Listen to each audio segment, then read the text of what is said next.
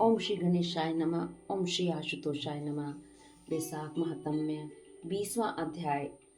श्रुतकीर्ति कहने लगा कि मुनिवर वैशाख धर्म के महात्म्य सुनते सुनते मेरी तृप्ति नहीं होती, क्योंकि भगवान विष्णु की कथा सुनकर किसके कान तृप्त होते हैं।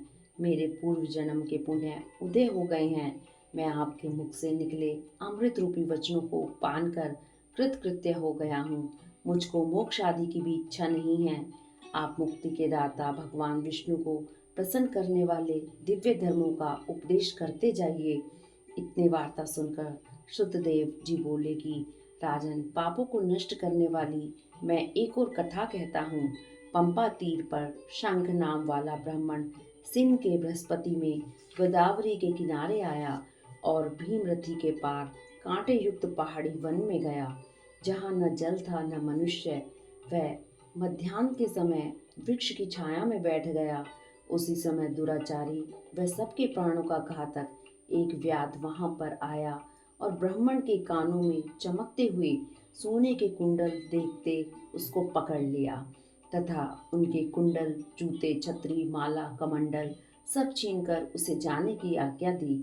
वह ब्राह्मण उस दुष्ट से छुटकारा पाकर धूप से जलते हुए उस कांटेदार वन में नंगे पैरों प्यासा हाय हाय करता हुआ कहीं ठहरता कहीं चलता चला जा रहा था कि उसके दया युक्त हाय हाय शब्द को सुनकर वह व्याध, जो कठोर हृदय, पापी एवं धर्म विमुख था, उसके हृदय में दया उत्पन्न हुई और उसने अपने मन में सोचा कि इस ब्राह्मण का मैंने सब कुछ हर लिया। यह तो मेरा कर्म ही था, लेकिन मैंने इसके नए जूते ले ही लिए, तो अब इसको अपने पुराने जूते क्यों न दे दूं। इससे इस ब्राह्मण के पैरों की रक्षा हो जाए। फिर पुराने जूतों की आवश्यकता भी क्या है।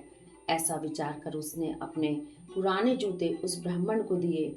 उन जूतों को पहनकर वह ब्राह्मण अति सुखी हो उस व्याध को आशीर्वाद देने लगा कि तुमने वैशाख मास में जूतों का दान किया है, अतः तुम्हारे पुण्य उदय हो गए हैं।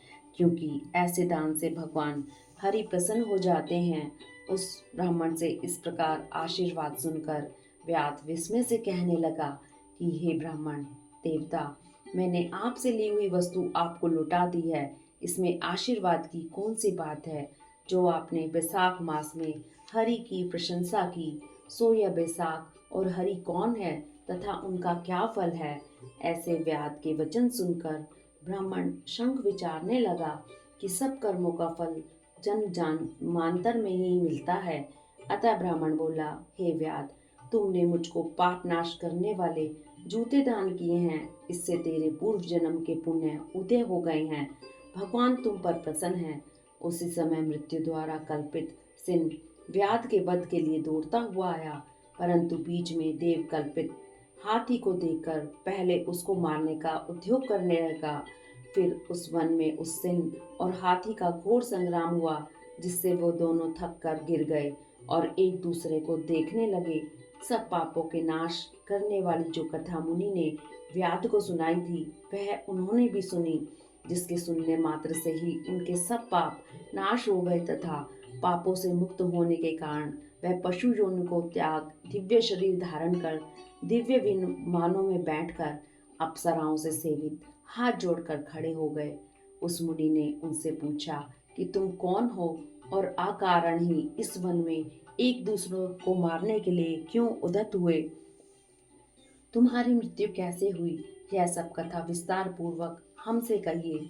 इति श्री वैशाख महात्म्य 20वां अध्याय समाप्त हुआ। हरिओम तत्सत।